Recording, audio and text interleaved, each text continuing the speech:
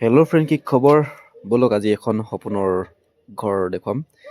আৰু কাৰ কাৰ সপোন আছে এনেকুৱা এটা ঘৰ বনাবলৈ? এইফালে চাওক, আমি য'ত কাম কৰি আছোঁ সেই ঘৰটোৰে অলপ ভিডিঅ' বনাইছোঁ। আৰু যদি ভাল লাগে লাইক কমেণ্ট শ্বেয়াৰ ছাবস্ক্ৰাইব কৰিব। এই ঘৰটোত মানুহ বিশেষকৈ দুজন, কিন্তু গাড়ী জানেনে তিনিখন আছে। আৰু এইফালে চাওকচোন, ইমান ধুনীয়াকৈ ঘৰটো সাজিছে। এইফালে PVC বৰ্ড লগাইছে চবতে, ছাইডৰ বাৰাণ্ডাত আৰু বেলকনি ফালে চবতে।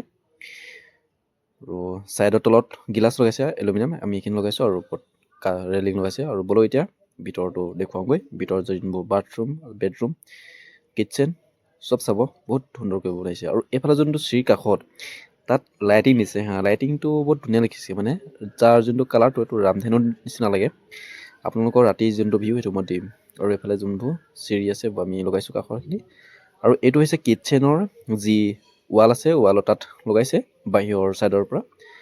আৰু যেতিয়া নেকি ৰাতি হয় ন, তেতিয়া বহুত চাইনিং কৰে, মানে বহুত ভাল লাগে। আৰু এইফালে হৈছে এইটো কিটচেন এটা। আৰু ইয়াৰ নেকি যোনবোৰ দৰ্জা পাৰ্ট বা খিৰিকী হওক, এইটো PVC এইটো হয়। এইটো মানে বহুত ধুনীয়া লাগে। এইটো মানে এলুমিনিয়ামৰ খুব ভাল হয় বস্তুটো। আৰু এইফালে কিটচেনৰ এইফালে ওপৰত ধুনীয়াকৈ বস্তুবোৰ থ'বলৈ এইটো আলমাৰি। ইয়াৰ যোনবোৰ ব্যৱহাৰ কৰা বস্তুবোৰ, সঁজুলিবোৰ বহুত ভাল হয়, দামী হয়। কম দামী মানে কি লগোৱা নাই আৰু দিন যাব। আৰু এইফালে চাওক, এইটো কাঠৰ পিছে মানে কি এনেই আমি যেনেকৈ বনাওঁ যে ঘৰতে, তেনেকুৱা কাঠ নহয় এইটো হৈছে আপোনাৰ প্লাইবৰ্ডৰ। আৰু এইপিনে চাওক, ওপৰতো ধুনীয়াকৈ লাইটিং আছে আৰু যোনটো বৰ্ড আছে তাত লাইটিং। আৰু এইফালে TV থ'ব। আৰু এইফালে বাহিৰৰ এইটো চাইডে। আৰু এইখিনি দৰ্জা, এইটো লক হয়। আৰু লকটো খুলিবলৈ এইটো যোনটো ইউজ কৰিছে এইটো বহুত ভাল হয়। এইটো দিনো যাব আৰু পটককৈ বেয়াও নহয়। আৰু এইফালে এইটো লাইটিং হয়। এইটো ভিউ মই অলপ পিছত দেখুৱাই আছোঁ। শেষত চাব, যি নেকি ৰাতি ভিউটো হয় সেইটো চাব, বহুত সুন্দৰ হয়।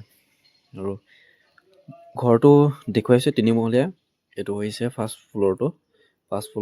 তাৰ এইটো নেক্সটটো এইফালে এটা বাথৰুম হয়। আৰু ইয়াৰ দৰ্জাবোৰ চাওক কিমান সুন্দৰ। মানে ইয়াৰ ফিনিচিংটো ভাল হৈছে, দৰ্জাৰটো ভাল আছে মানে। আৰু যোনবোৰ লকবিলাক বহুত ভাল আছে। আৰু যোনটো ইয়াত কালাৰটো বহুত সুন্দৰকৈ চইচ কৰিছে। এইফালে এইটো এটা বেডৰুম হয়। ওপৰত ধুনীয়াকৈ চিলিঙি লগাই পিনে ওপৰত লাইটিং ফিটিং কৰি দিয়া আছে। আৰু এইফালে আলমাৰি, কাপোৰ কানি থ'বলৈ। আৰু এইফালে চাওকচোন বেডৰুম। তোমালোকৰ মন আছেনে এনেকুৱা এটা ঘৰ বনাবলৈ, এনেকুৱা এটা বেডৰুম বনাবলৈ? ধুনীয়া ভিতৰতে ধুনীয়াকৈ AC ফিটিং কৰি মেলি ইমান ধুনীয়াকৈ সজাইছে। সেইটো মানে পইচা ইনকাম লাগে, পইচা থাকিলে সকলো সম্ভৱ বুলি কয় যে, তাৰে এইটো দৃশ্য। আৰু এইপিনেও PVC বৰ্ড ওপৰত আৰু লাইটিং লগাই দিছে। মই পিছে লাইট এটা দি জ্বলাই দিছোঁ, বাকীকেইটা দিয়া নাই। আৰু এইপিনেও আছে বাথৰুম, আৰু লগতে আছে মানে বাথৰুমটো। আৰু বেডৰুম চাওকচোন, ইয়াতো ধুনীয়াকৈ মানে বিচনা চেম একেই মানে বহুত ধুনীয়া লগাইছে। আৰু এইফালে AC, আৰু এইফালে TV, মানে চব লগতে আছে। বাথৰুম ক'লেও যাব টেনশ্যন নাই। আৰু এইখিনি লাইট আৰু ফিটিং কৰিব আছেই। আৰু ডিজাইন কৰিলে আৰু ভাল লাগিব। আৰু মই বিশেষকৈ কাইলৈ যাম যে, সেইটো কাৰণে আজি ভিডিঅ'টো বনালোঁ। আৰু ভিডিঅ'টো চাওকচোন কিমান ভাল লাগিছে। সেইফালে বিচনাও সৰু হোৱা নহয়, পুৰা ডাঙৰ হয়। এইফালে ছাইডত লাইট আছে, আৰু লাইট লগাবলগীয়া আছে। আৰু এইফালে আলমাৰি, কাপোৰ কানি থ'বলৈ।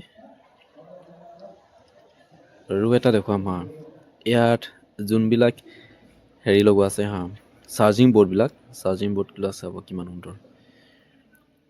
আৰু এইফালে আলমাৰি, এইটো বাথৰুম হয়, কিন্তু বাথৰুমটো বৰ্তমান বন্ধ কৰি দিয়া আছে। কাপোৰ কানিটো বহুত থ'ব পৰা যাব ইয়াত। আমাৰ ইমান কাপোৰ কিনিবই ন, ইয়াত ইমান ডাঙৰকৈ